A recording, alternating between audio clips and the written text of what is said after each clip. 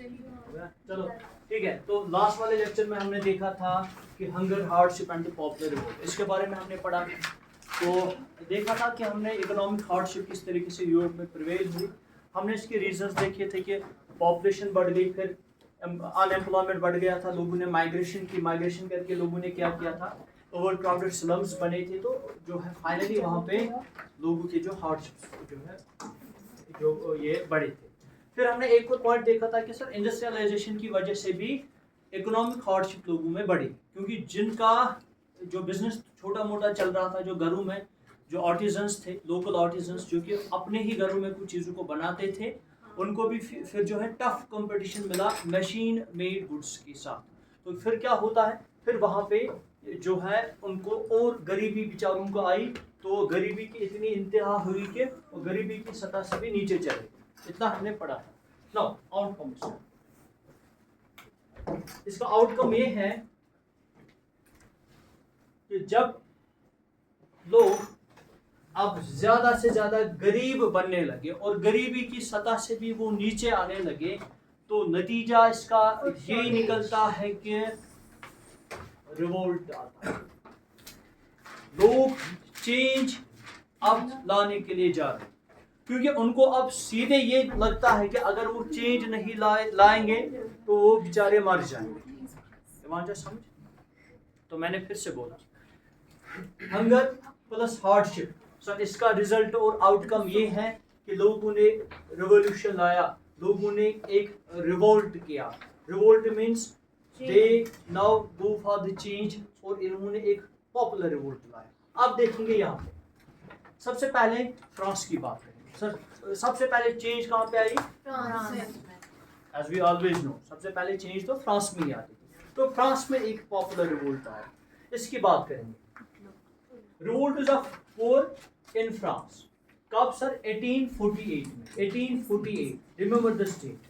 अब एक और चीज यहाँ पे आ रही है, एक और रिवोल्ट आ रहा है, वो आ रहा है 1848 में। कहाँ पे? फ्रांस में ये चेंज आ रही है। अच्छा, इस चेंज में, इस रिवोल्ट में हुआ क्या? अब रीजन तो हमें पता है, बैकग्राउंड पता है कि क्या है। बैकग्राउंड क्या पता है सर? पोवर्टी ज्यादा बढ़ गई, ठीक है ना, हंगर, हार्डशिप। इसकी वजह से लोग मजबूर हुए, सड़कों पे निकले। सड़कों पे निकलने के बाद भी उनको जब कुछ नहीं दिखा, उन्होंने बोला कि ये सब हमारे रूलर की वजह से होता है। रूलर कौन था उस time? As we know, after the treaty of Vienna conservatives का रूल पड़ा। सही बात है। ट्रीटी ऑफ वियना के बाद कंजर्वेटिव्स ने जो है गवर्नमेंट सेट की। ट्रीटी ऑफ वियना जैसे ऑस्ट्रिया में हुआ, तो वहां पे जो उस टाइम के चांसलर थे ड्यूक मेटरनिक, उसने पहला पॉइंट इस ट्रीटी ऑफ वियना का यही बोला था कि फ्रांस में बर्बन डायनासिटी जो है एस्टैब्लिश करेगी रूल। तो उसी जो ट्रीटी ऑफ वियना के अकॉर्डिंग क्या हुआ था, उन्होंने एक किंग को बर्बन डायनासिटी से उठाया था और उसको रूलर बनाया था, जिसका नाम था लुइस फिलिप। ठीक है। अब जो रिवोल्ट अब आने वाला है, ये रिवोल्ट, ये उसी के खिलाफ हो जाएगा। आवाज समझ? रिवोल्ट, रेवोल्यूशन लाना है सर। अब किसके खिलाफ रेवोल्यूशन लाना है? फिर कंजर्वेटिव्स के खिलाफ।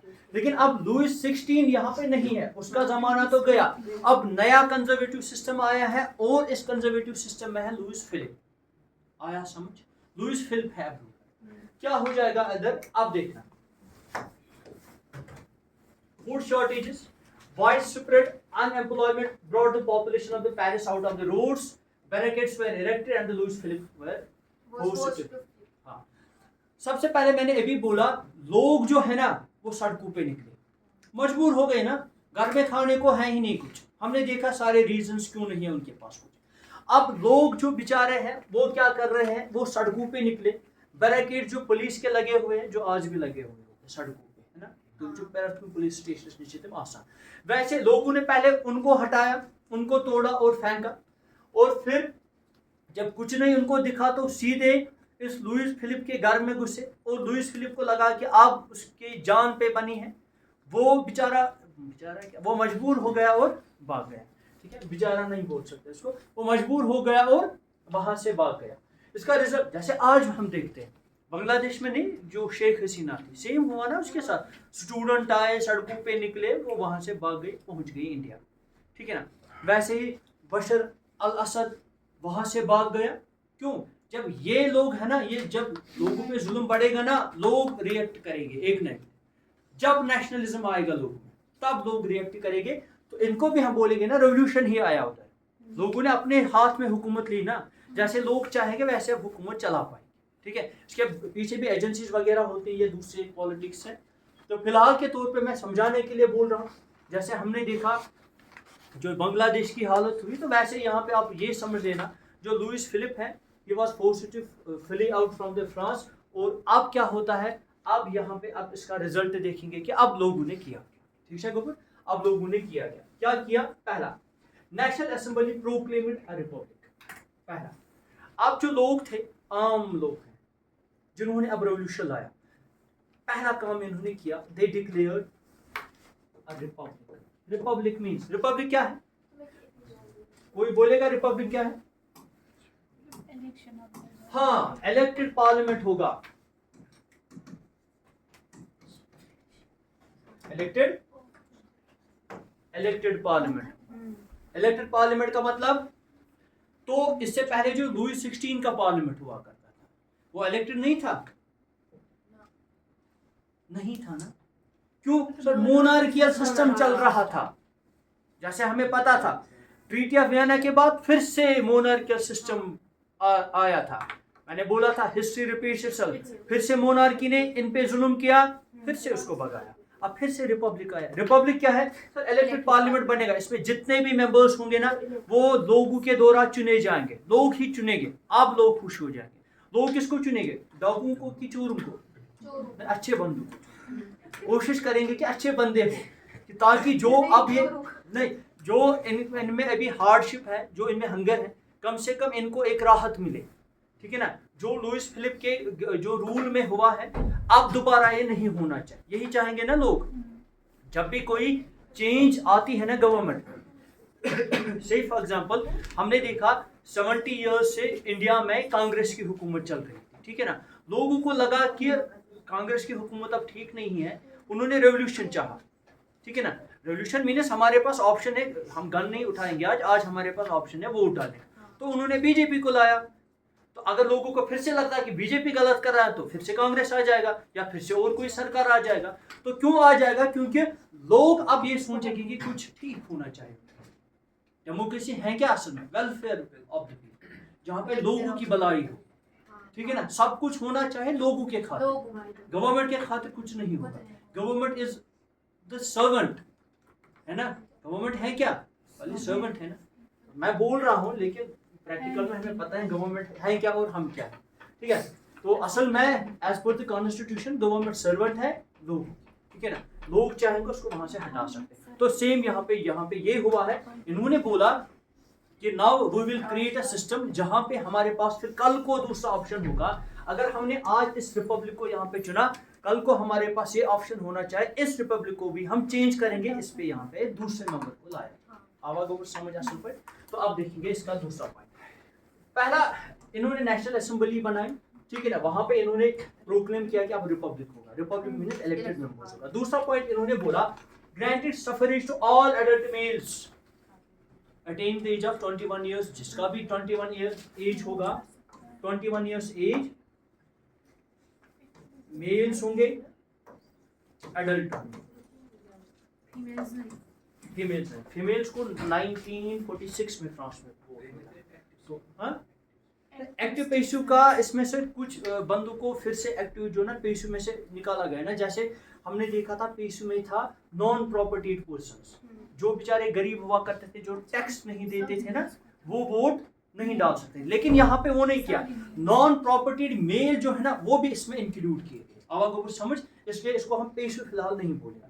पेशु अब एक ही ग्रुप बना है फिलहाल, वो है वुमेन। वुमेन सेक्शन को अभी फिलहाल वोट नहीं मिला, तो फिर वो settle they are in struggle mode. तो उनको फिर बाद में 1946 में जो है कामयाबी हासिल हुई। Guaranteed right to work. अब यहाँ पे जो नई गवर्नमेंट बनी ना, आप देखेंगे। अच्छा, पिछली गवर्नमेंट क्यों हटाई गई? लुइस फिलिप, अनएम्प्लॉयमेंट थी, तो इन्होंने इसी पे काम किया। सर राइट टू वर्क होना चाहिए गवर्नमेंट के। अब ये फराइज है लोगों के ऊपर कि सबको आप रोजगार प्रोवाइड करोगे। कैसे करोगे हमें नहीं पता। We will pay tax. आप क्या करोगे? इंडस्ट्री बना लो, आप कोई ऐसा जो काम हमारे लिए जो ये कर लो, कोई ऐसा बना लो सिस्टम के हम बेरोजगार नहीं बैठने चाहिए। हर कोई बंदा इसके लिए कैपेबल होना चाहे कि वो रोजगार कमाए और अपने जो है इन बच्चों को बेचारों को खाना दे। एटलीस्ट इतना मिनिमम तो मिलना ही चाहिए। बस गए कम। तो क्यों सर ये क्यों हुआ? Because it was the need of the hour at that time. सही बात है ना?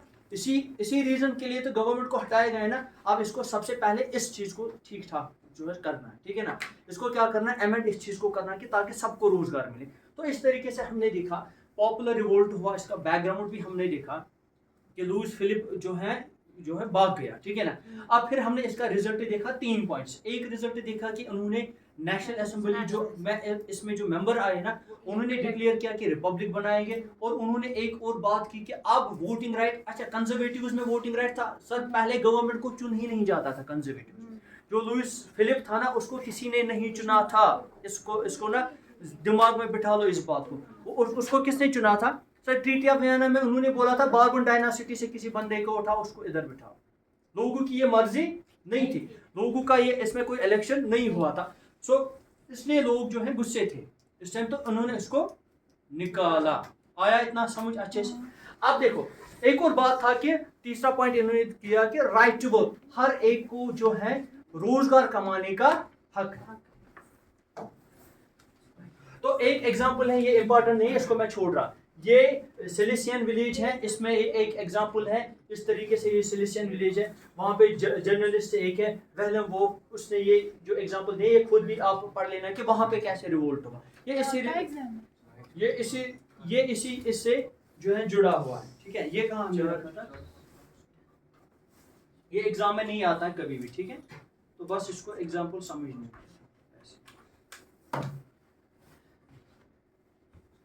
आप ऐसा वही आवाज मकले मुश्किल हम दोनों यार, तू तो बन जा जोश का मैं बुझाने।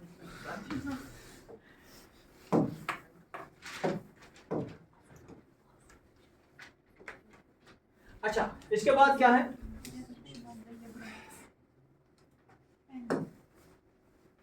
The revolution of the liberals. हमने देखा एक तरीके से जो रेवोल्यूशन था गरीबों का, गरीब जनता का, है ना। अभी तक जो हम पढ़ रहे हैं पॉपुलर रिवोल्ट किसका था?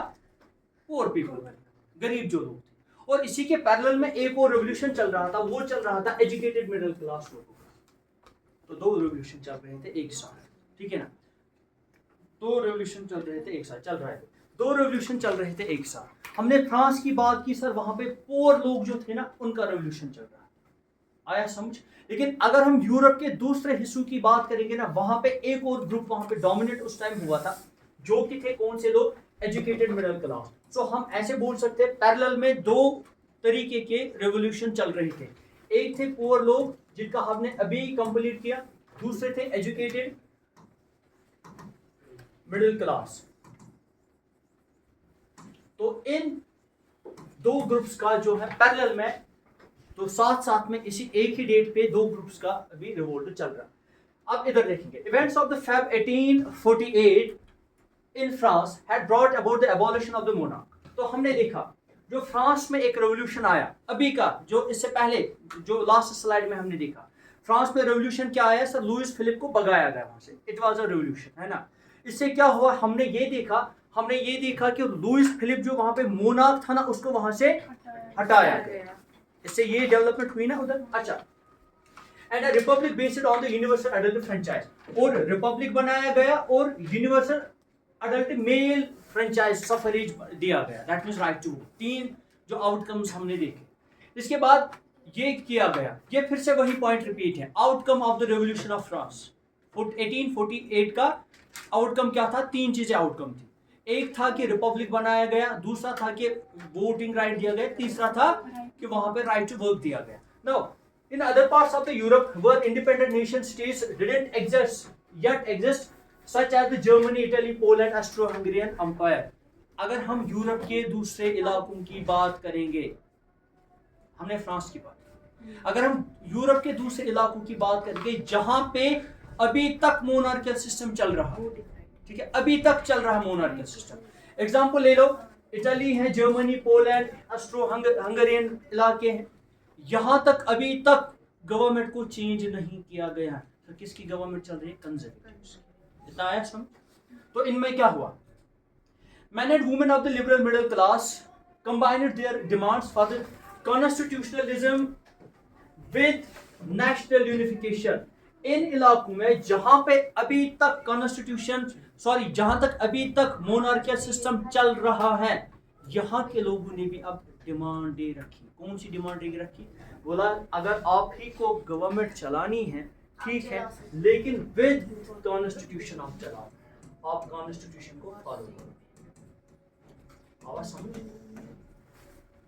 बोला कॉन्स्टिट्यूशन के अकॉर्डिंग गवर्नमेंट चलाओ, ऐसे नहीं जैसे आप चला रहे।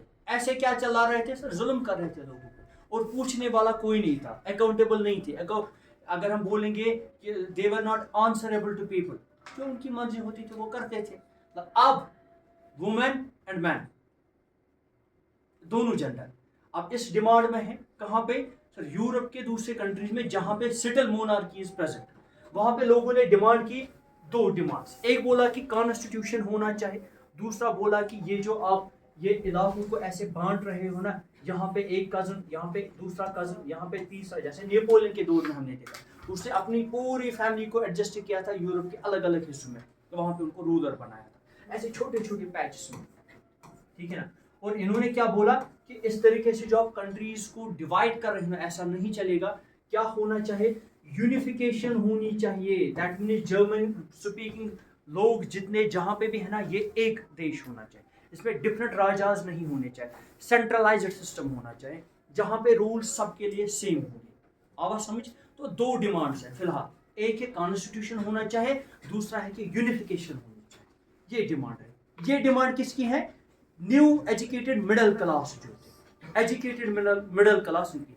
पोर ने अपना काम किया, फ्रांस में वो कामयाब हुए फिलहाल के तौर पे, लेकिन यूरोप के दूसरे कंट्रीज में, इटली ले लो, पोलैंड ले लो, ये जो बाकी कंट्रीज मैंने बोले, यहाँ पे अब लोगों की डिमांड है। इससे क्या होता है?